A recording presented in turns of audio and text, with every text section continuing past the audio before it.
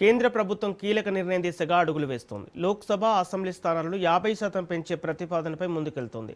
ప్రస్తుతం 543గా ఉన్న లోక్సభ స్థానాలు 816కు పెరగనున్నాయి. అలాగే దేశవ్యాప్తంగా అసెంబ్లీ స్థానాలు 4123 నుంచి 6185కు పెరగనున్నట్లు సమాచారం.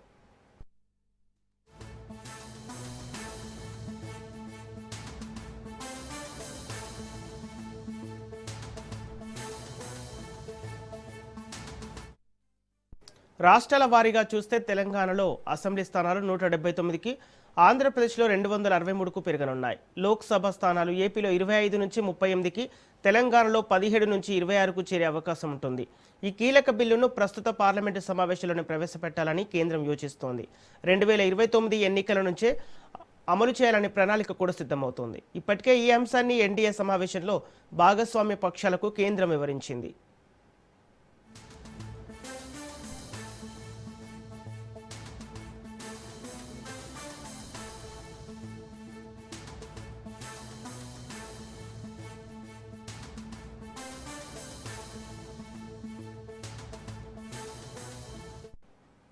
నియోజకవర్గాల సంఖ్య పెంచడానికి వీలుగా ముందుగా మహిళా రిజర్వేషన్ చట్టం, డీలిమిటేషన్ చట్టాలకు సవరణలు ప్రతిపాదిస్తూ ఈ పార్లమెంటు సమావేశంలో బిల్లులు తీసుకురాబోతున్నట్లు తెలిసింది.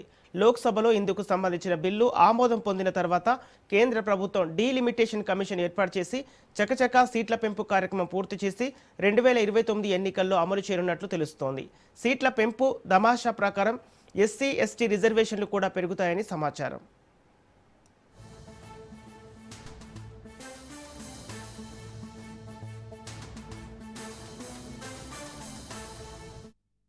2023 సెప్టెంబర్లో ఆమోదించిన బిల్లు ప్రకారం 2034 నుంచి మహిళలకు 33% రిజర్వేషన్లు అమల్లోకి రావాలి. రాజ్యాంగ అధికరణలు 170 సబ్టైటిల్ 3, 81 సబ్టైటిల్ 3 ప్రకారం 2026 తర్వాత ప్రచురించే జనాభా లెక్కల ఆధారంగా దేశంలో నియోజకవర్గాల పునర్విభజన చేయాలనే నిబంధన ఉంది. అందువల్ల కేంద్రం మహిళా రిజర్వేషన్ల అమలును 2034 నుంచి అమల్లోకి తేవాలని ఇదివరకు భావించారు. ఇప్పుడు జనగణన 2027 మార్చి 1 కల్లా పూర్తి కానుండటంతో ప్రాథమిక జనాభా లెక్కల వివరాలు ప్రకటించి ఆ వెంటనే నియోజకవర్గాల పునర్విభజన చేపట్టవచ్చు. ఈ అంశంపై అన్ని పార్టీల మద్దతు కూడగట్టే ప్రయత్నాలు మొదలుపెట్టింది కేంద్రం.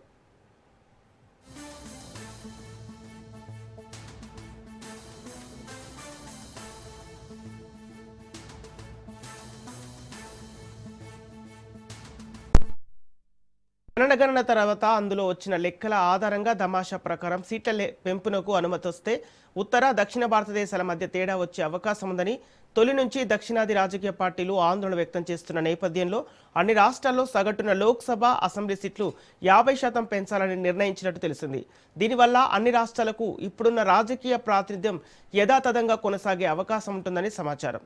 ప్రభుత్వ ప్రతిపాదనపై స్పందించడానికి రాజ్యసభలో విపక్ష నేత మల్లికార్జున ఖర్గే నేతృత్వంలో విపక్ష నేతలు సమావేశం కానున్నారు.